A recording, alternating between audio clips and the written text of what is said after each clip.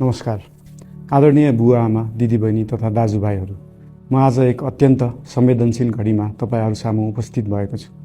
केही दिन अघि सुनसरीको देवानगञ्ज, सिराहा लगायतका स्थानमा भएको दुःखद घटना र त्यसपछि केही जिल्लाहरूमा उत्पन्न अशान्त वातावरणलाई लिएर नेपाल सरकार पूर्ण रूपमा गम्भीर र संवेदनशील छ। यस दुःखद घटनामा परि निधन हुनुभएका हाम्रा नागरिकहरू जयप्रकाश मेहता, ओम प्रकाश मेहता र गणेश यादवप्रति म भावपूर्ण श्रद्धाञ्जली अर्पण गर्दछु। साथै शोक सन्तप्त परिवारजनहरूमा नेपाल सरकारका तर्फबाट गहिरो संवेदना व्यक्त गर्दछु।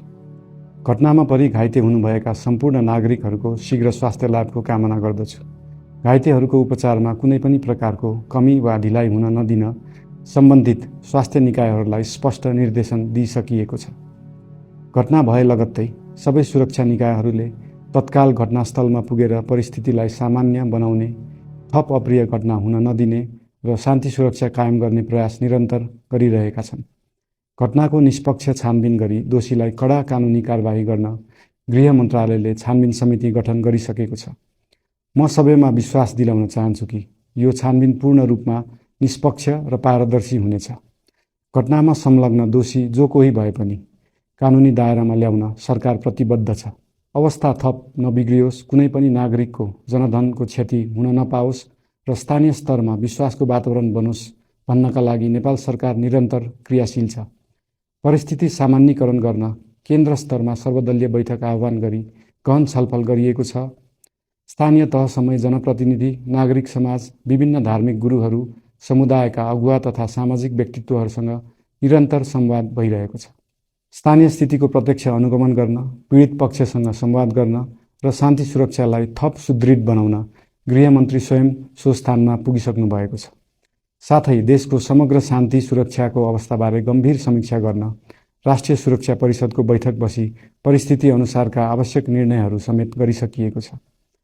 यस्तो संवेदनशील घडीमा सामाजिक सञ्जाल वा अन्य माध्यमबाट असत्य, अपुष्ट सूचना, अफवाह, घृणा फैलाउने सामग्री वा समुदायबीच वैमनस्य बढाउने अभिव्यक्ति प्रचार प्रसार नगराउन अनुरोध गर्दछु।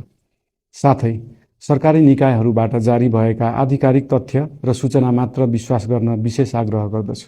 प्रत्येक नागरिकको जीवधनको रक्षा गर्नु, सामाजिक सद्भाव जोगाउनु र समाजमा शान्ति कायम राख्नु राज्यको सर्वोच्च र प्राथमिक दायित्व हो। आगामी दिनमा पनि राज्य थप सतर्क र संवेदनशील रहनेछ। प्रत्येक नागरिकको जीवन सुरक्षाका लागि सरकारका सम्पूर्ण संयन्त्रहरू अहोरात्र खटिनेछन्। शान्ति सुरक्षा भङ्ग गर्ने, अराजकता फैलाउने वा हाम्रो सदियौं पुरानो सामाजिक सद्भाव, सहिष्णुता र भाइचारा खलबलाउने कुनै पनि क्रियाकलापप्रति सरकार पूर्ण रूपमा सचेत छ र यस गतिविधिमाथि कडा कदम चालिनेछन्। नेपालको संविधानले प्रत्येक नागरिकलाई आआफ्नो धर्म, संस्कृति र परम्परा मान्ने मौलिक हक प्रदान गरेको छ। यो संवैधानिक दायित्व निर्वाह गर्न सरकार पूर्ण रूपमा प्रतिबद्ध छ। धर्म समाजलाई आपसमा जोड्ने र प्रेम बाँड्ने शक्ति हो। संसारको कुनै पनि धर्म वा संस्कृतिले हिंसा, घृणा र विभाजन सिकाउँदैन। सबै धर्मको मूल सार करुणा, दया, प्रेम र शान्ति नै हो। देशको कुनै एक स्थानमा भएको अनपेक्षित र दुःखद घटनालाई लिएर कुनै सिङ्गो समुदायलाई आरोपित गर्नु र देशका अन्य भूभागमा समेत त्यसको प्रतिशोधको आगो फैलाउनु कुनै पनि दृष्टिकोणबाट न्यायोचित वा न्यायसङ्गत हुन सक्दैन। आदरणीय बुवा आमा, दिदीबहिनी तथा दाजुभाइहरू, हाम्रो इतिहास साक्षी छ कठिनभन्दा कठिन र अप्ठ्यारो परिस्थितिमा पनि आपसी एकता, सहिष्णुता र विवेक नै हाम्रो सबैभन्दा ठूलो शक्ति बनेका छन्। हामी सबैले जिम्मेवार नागरिकको भूमिका निर्वाह गर्दै यो सुन्दर र शान्त नेपाली आकाशमा मडारिएको अशान्तिको बादल हटाउनु पर्नेछ। हम आम नागरिक, नागरिक समाज, धार्मिक समुदाय, सब आदरणीय अगुवा, सब राजनीतिक दल आ जिम्मेवार संचार के माध्यम सबके धैर्यता आ संयमता अपना के शांति, सद्भाव, भाईचारा आ राष्ट्रीय एकता कायम राख के लेल सरकार के तरफ से हार्दिक अपील कर रहल छी। धन्यवाद।